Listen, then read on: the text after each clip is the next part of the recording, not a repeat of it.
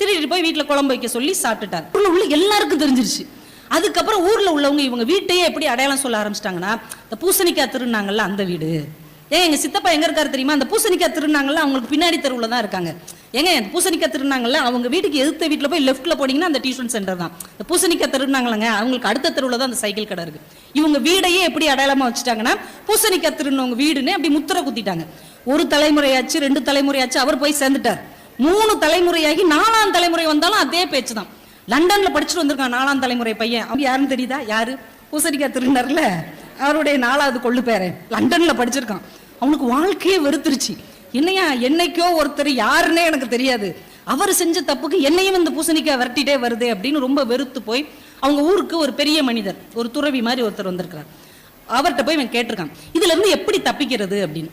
உடனே அந்த பெரியவர் சொல்லியிருக்கிறாரு, டெய்லி ஒரு 10 பேருக்கு சாப்பாடு போட முடியுமா இலவசமா?